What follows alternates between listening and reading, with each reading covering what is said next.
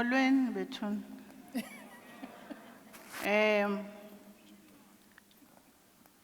If I can start at the end of where I am now, my biggest achievement,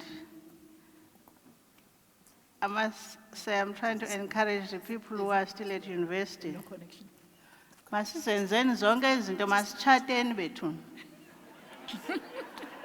My biggest achievement is being married for 30 years, and I'm still there and I'm going nowhere. And in down. Mrs. Serobe now. Kingwetsi yabataong. Deep Kloof. Mahotso. Kamalomzi wami. Mandibuye ke kwi-business yanamhlanje.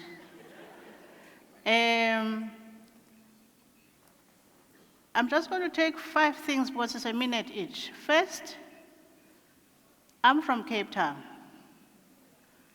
Parents young, working hard, a family of 10 children. And so in the end, you are raised by a grandfather. That's what happened to me.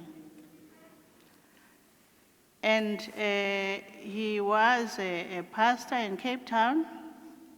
My biggest joy was actually to see that street being named after him.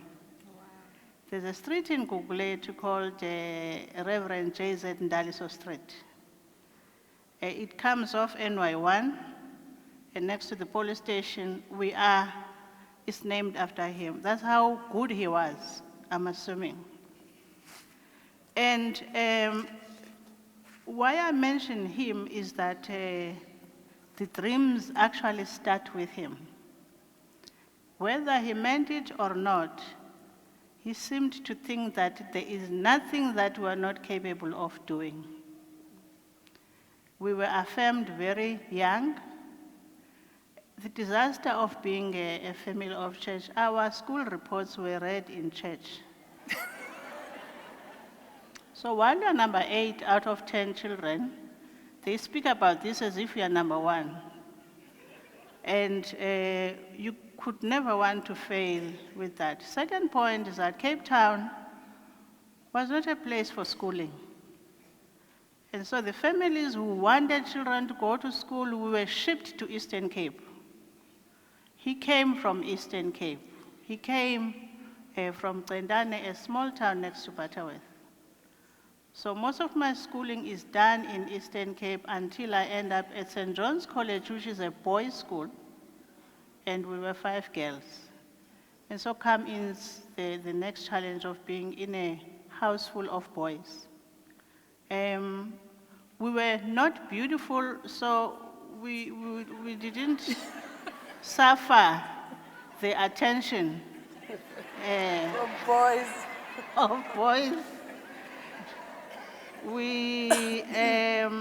But we were so keen to take them on in class. And so that's what we did. And so fast forward, the adrenaline of taking on men is a natural thing for me because it comes from that.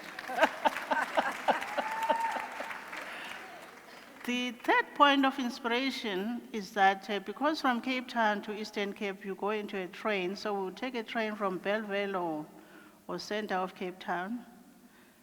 Before you go, Mama Bomanyano, they are here praying for you.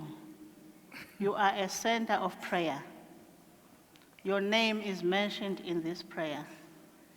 Because getting into a train, una 15, una 14 is a hazard.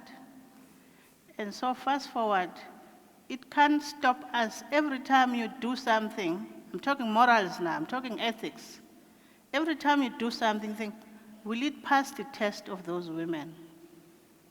Will they endorse what you are doing? So even our value system comes from them. Let me pass the university then straight into 1990. Liberation parties are released, and so on. We are overwhelmed by these heroes we've read about. They are here now, oh my word. Sizanele rocks up. And she insists that we are capable of contributing to the well-being of the country. And we say, sisanele into ye-politicians, le into yabantu be-exile, into yabantu ababanjiweyo. What usisanele, you will contribute to the well-being of this country. And she stood by this. 26 years later, we hear her voice. You will make a difference in this country. And here we are, big girls now.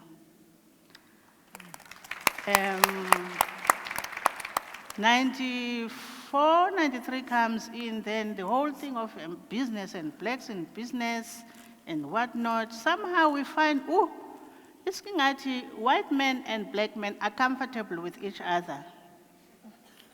Ingathi asikho kule ncoko kakuhle. Silityelo kakhona. And this turns out to be a worldwide phenomenon. And we decided, hey, nabo abazi nix ngebusiness laba bantu. Nathi sizayenza ngolu hlobo benza ngalo. And we decided to form Wiphold, and we target women as shareholders.